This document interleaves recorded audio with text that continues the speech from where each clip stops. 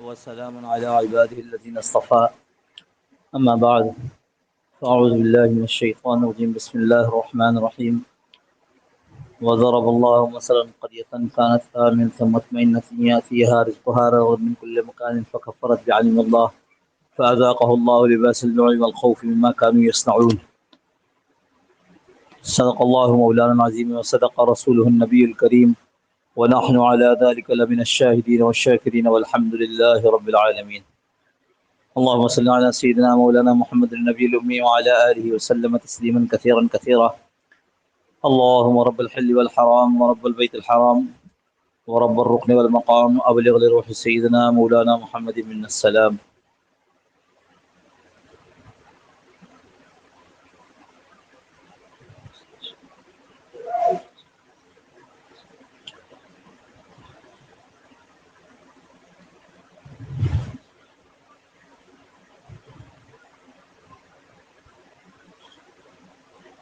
اللہ بزرگان محترم، اللہ جل جلالہ و من والہ نے ہم سب کو رہبری رہنمائی کے لیے کلام پاک عطا فرمایا ہے، اور بحیثیت مسلمان، یہ اس کا ترجمہ ایسے کروں کہ بحیثیت اللہ کا بندہ اور حضور صلی اللہ تعالی وسلم کا امتی ہونے کے، اور دوسری طرح سے یہ بھی کہہ دوں کہ بحیثیت اس بات کو ماننے کے کہ میں اللہ کا بندہ ہوں اور نبی کا امتی ہے صلی اللہ علیہ وسلم. تو اس حیثیت میں ہمیں اور آپ کو ہمیشہ اپنے مسائل کے حل کے لیے یہ دیکھنا چاہیے کہ اللہ ہمارے لیے اس مسئلے کا کیا حل بتا رہے ہیں اور نبی صلی اللہ تعالی وسلم کیا فرما رہے ہیں.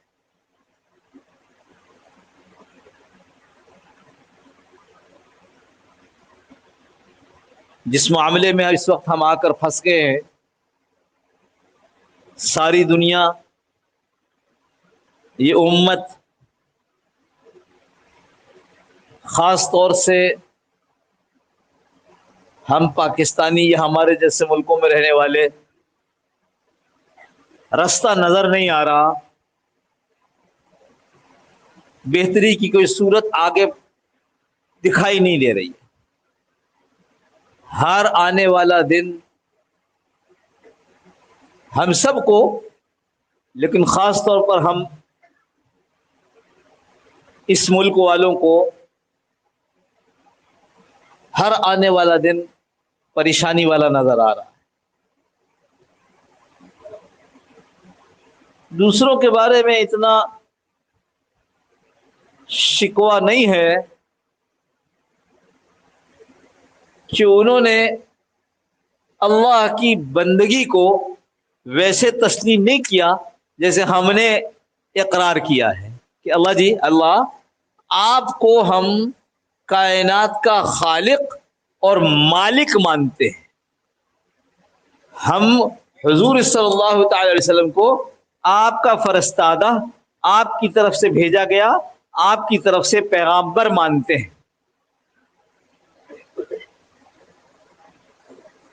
ہم اپنے تمام مسائل کے حل کے لیے اللہ اور اس کے رسول کی طرف دیکھنے کا عہد کر چکے ہیں.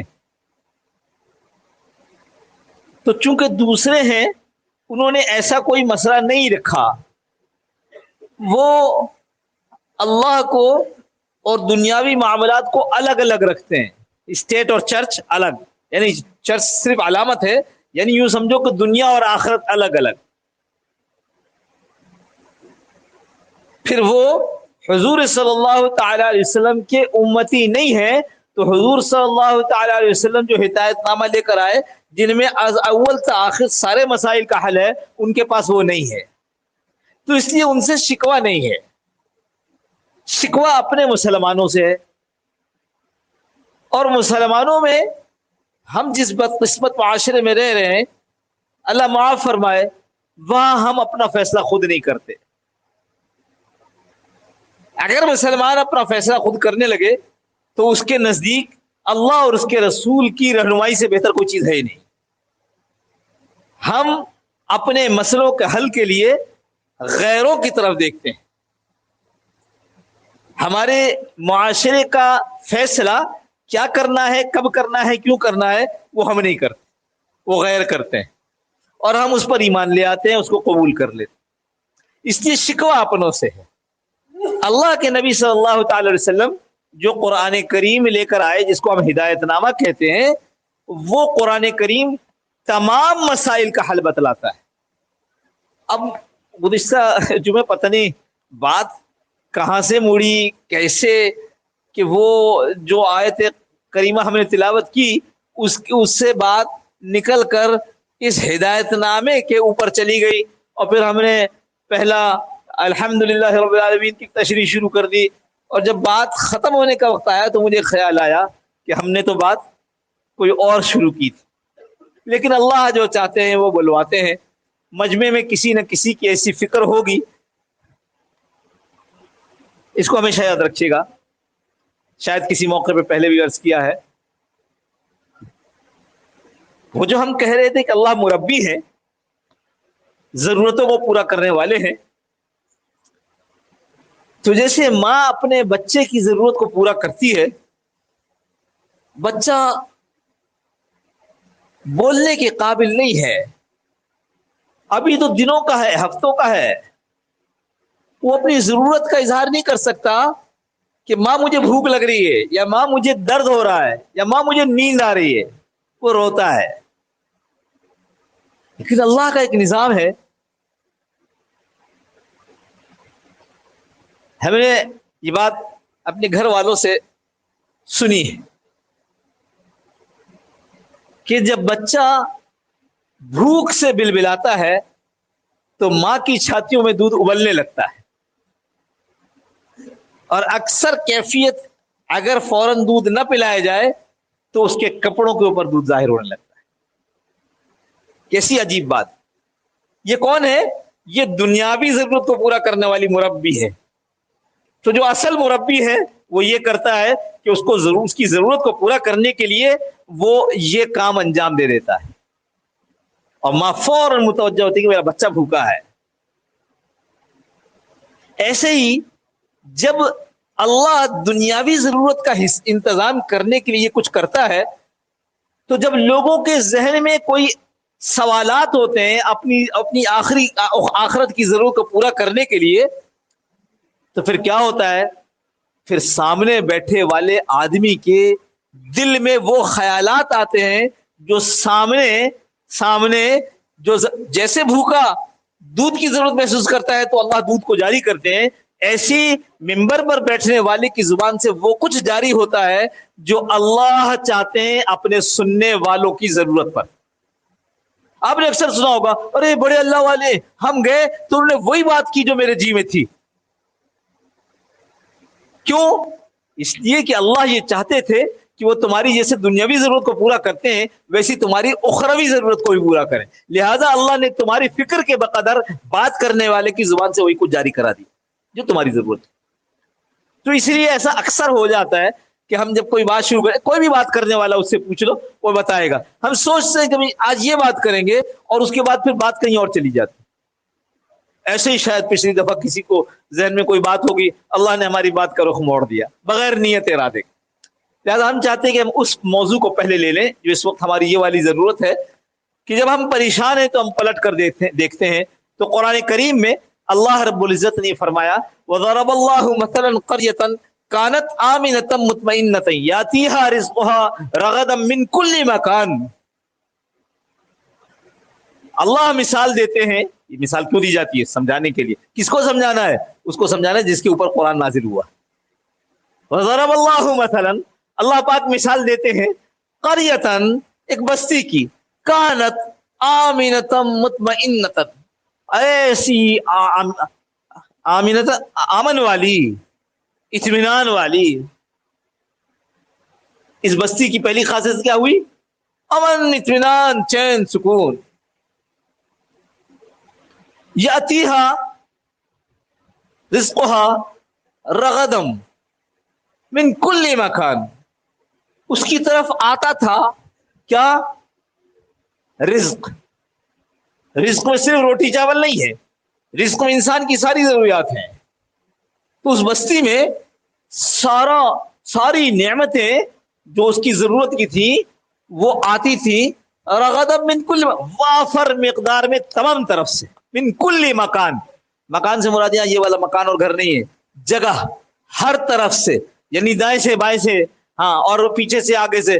اس بستی کے اطراف میں جو نعمتیں تھیں اللہ پاک ان کو یہاں پہنچاتا تھا. اور صرف یہی نہیں، من کل مکان، اس کا مطلب یہ ہے کہ زمین سے اور آسمانوں سے بھی اللہ پاک ان کو رزق دیتا تھا.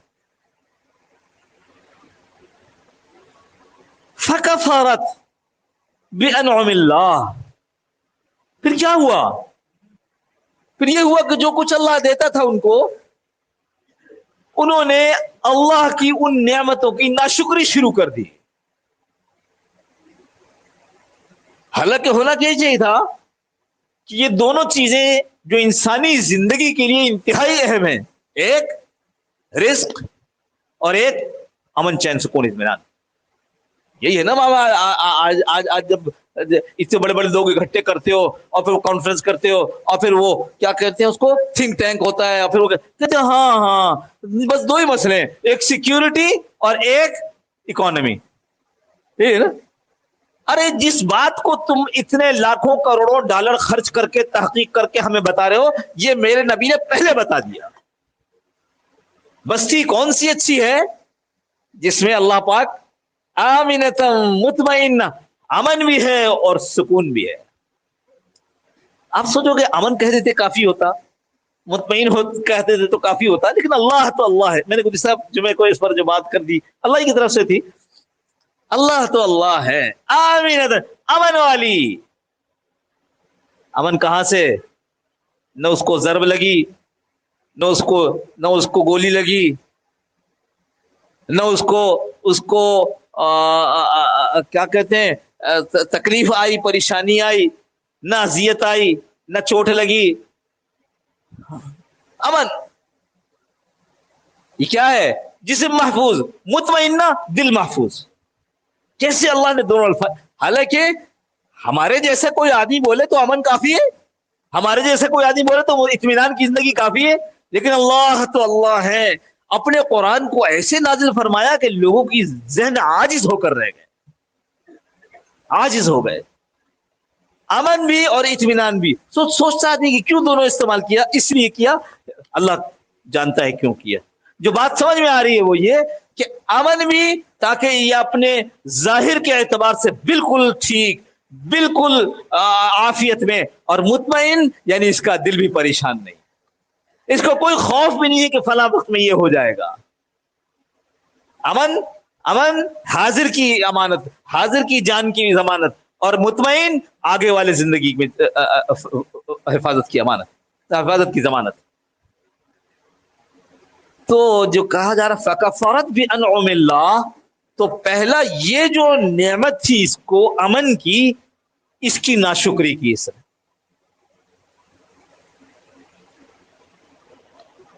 دوسری یاتیھا رزقھا رغدا من کل مکان، یہ جو ہر طرف سے اللہ اس کے پاس رزق بھیج رہا تھا. میں پھر عرض کروں، رزق سے یہاں سب چیزیں مراد ہیں، کھانا پینا، سونا، کھانا پینا، اوڑھنا بچھونا، لباس، مکان، جو اللہ نے مقدر میں رکھا ہے انسان کو استعمال کرنے کے لیے، وہ ساری چیزیں سب طرف سے آتی تھی. اس نے کیا کیا؟ اس نے ان کی ناشکری کی. فکفرت بانعم اللہ. دیکھو یہ جو فکفرت ہے یعنی پس انہوں نے ناشکری کی. تو ناشکری کیا ہوتی ہے؟ ناشکری الٹ ہے شکر کا. تو فرمایا شکر کے بھی 4 درجے، 3 درجے ہیں، لیولز ہیں 3. پہلا لیول کیا ہے؟ پہلا درجہ کیا ہے؟ پہلی سطح کیا ہے شکر کی؟ وہ یہ کہ آدمی کا دل شکر کے جذبات سے لبریز ہوتا ہے. ایک آدمی کسی کو کوئی چیز دے دیتا ہے، وہ کہتا ہے تھینک یو، شکریہ آپ کا. اس کے اندر اسی کو یہ اہمیت ہوتی ہے. تھینک یو ایک رسمی سا جملہ ہے، اتنا رسمی جملہ ہے کہ زبان سے ادا ہو رہا ہو تو اس کی دل کے اوپر کوئی اثر نہیں ہوتی، کوئی اثر نہیں ہوتا اس پہ۔ ایک یہ ہے کہ دل شکر کے جذبات سے لبریز ہو اور پھر کہہ رہا ہو، دوسرا درجہ، آپ کا شکریہ، جزاک اللہ، اللہ جزائے خیر دے، اللہ تیرا شکر الحمدللہ، یہ دوسرا درجہ ہے۔ اس کو ایسے سمجھ لو، جنریٹر گھر کا خراب ہوا، یہاں آگے جو بازار ہے ڈنسو غالباً اس کو یہی کہتے ہیں، وہاں جنریٹر بنتے ہیں، کمپنی والے کے پاس لے کر گیا، اس کو بتایا کہ میں تو بہت دور سے آیا ہوں، شہر سے باہر رہتا ہوں، گاؤں میں، وہاں سے آیا ہوں، یار دیکھو اس کو جلدی کام کر دو۔ اس نے کام شام تک نمٹا دیا۔ میں نے کہا بھائی اللہ تمہیں بہت خوش رکھے۔ کہنے لگا بس بس آپ کی دعا چاہیے، فیس لی، ایسا نہیں کہ فیس لی، پیسے لیے بنانے، بس آپ کی دعا چاہیے۔ میں نے کہا دیکھو ایک بات یاد رکھو، اگر تم کسی کو دکھ دو گے، اذیت دو گے، اور وہ ہاتھ اٹھا کر تمہارے لیے بد دعا نہ کرے تو بھی اس کی آہ جو ہے نا وہ اوپر جائے گی اور تم کو اس کا بھگتان بھگتنا پڑے گا۔ اور بالکل ایسے ہی یاد رکھو، جب تم کسی کے ساتھ اچھا کرو گے تو اس کے دل کی جو خوشی ہے وہ بھی اللہ تک جائے گی اور اس کا فائدہ تم کو مل کر رہے گا۔ اب آپ سمجھ گئے، شکر کے جذبات ہوتے ہیں جو دل میں پیدا ہوتے ہیں اور اس کا اپنا اثر ہوتا ہے۔ فکفرت بانعم اللہ، انہوں نے نہ زبان سے اللہ کا شکر ادا کیا، نہ انہوں نے دل کے اندر اس کا احساس کیا کہ اللہ نے ہمیں کیسی نعمتیں دے دی ہیں۔ میں پھر آپ سے دوبارہ یاد دلا رہا ہوں، کیسی نعمتیں۔ ساری دنیا کے تھنک ٹینک بیٹھ کر آج اس کو سوچ رہے کہ یہ دو چیزیں پرائیورٹی ہے کسی بھی ملک کے لیے، سیکیورٹی اور اکانومی، اور اللہ دونوں کا حل ان کو کر کے دے رہے ہیں۔ نہ اکانومی کا کوئی مسئلہ اور نہ سیکیورٹی کا کوئی مسئلہ۔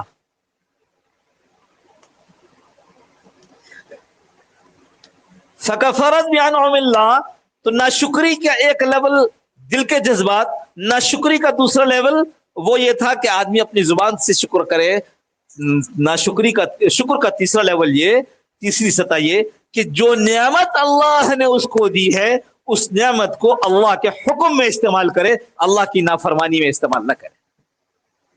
اور یہ شکر کا سب سے نعمتوں کا سب سے بڑا شکر ہے یہ۔ اللہ نے آنکھیں دیے، اللہ تیرا شکر، ان آنکھوں کو میں ان جگہوں پر استعمال نہیں کروں گا جہاں استعمال کرنا ناجائز ہے، جہاں سے تو نے منع کیا ہے۔ تو کہاں استعمال کرے گا؟ اے اللہ میں ان آنکھوں کو وہاں استعمال کروں گا جہاں تو نے اجازت دی ہے اور جہاں تو نے فضائل رکھے، فضائل سمجھ رہے ہو، جہاں تو نے فائدے رکھے، ثواب رکھے۔ نہ محرم کو دیکھنے سے منع کیا، اللہ میں نہ محرم کی طرف نہیں دیکھوں گا، یہ میری آنکھوں کا شکریہ ہے۔ اللہ میں تو اپنے والدین کو دیکھوں گا، سنا ہے حدیث میں آتا ہے جو اپنے والدین کی طرف شفقت کی نگاہ سے دیکھے اللہ پاک اس کو ایک حج کا ثواب نصیب فرماتے ہیں۔ صحابہ نے پوچھا اللہ کے رسول اگر کوئی بار بار دیکھے، 100 بار دیکھے، فرمایا اللہ کیا کوئی کمی نہیں ہے، یعنی اللہ 100 دفعہ دیکھنے کا ثواب دے، حج کا ثواب دے۔ تو شکر کا تیسرا درجہ یہ ہے کہ جو نعمت ملی ہے، امن والی نعمت، اس کو استعمال کرتا اللہ کے لیے، مطمئن والی نعمت اس کو استعمال کرتا اللہ کے لیے۔ یاتیھا رزقھا من کل مکان، یہ رغدا من کل مکان، یہ جو آ رہا تھا رزق چاروں طرف سے، اس رزق کو استعمال کرتا کہاں؟ اللہ کے حکم کے مطابق، اللہ کے حکم کے خلاف استعمال نہ کرتا۔ فکفرت بانعم اللہ کا مطلب یہ ہے کہ جو نعمت اللہ نے دی تھی ان کو، یہ دو بڑی نعمتیں جن کا ہم نے تذکرہ کیا، انہوں نے اس کو اللہ کے حکم کے مطابق استعمال نہیں کیا۔ اللہ پاک ہمیں اس کی سمجھ کی توفیق نصیب فرمائے۔ پھر اللہ نے کیا کیا اس کے بدلے میں وہ انشاءاللہ اگلے جمعوں میں زندگی رہی تو عرض کریں گے۔ اور اس کا تھوڑا سا تذکرہ نماز کے بعد، حضرت عیسیٰ علیہ السلام کے زمانے میں بھی ایسا قصہ ہوا کہ اللہ نے ایک انعام کیا اور پھر اس انعام کا انہوں نے شکر ادا نہ کیا تو پھر کیا ہوا، انشاءاللہ نماز کے بعد کی ذکر کی مجلس میں انشاءاللہ عرض کر دیں گے۔ وآخر دعوانا الحمدللہ رب العالمین۔ جو سنا ہے اللہ اس کو عمل کی توفیق نصیب فرما دے۔ پہلے اذان ہوگی اور پھر سنت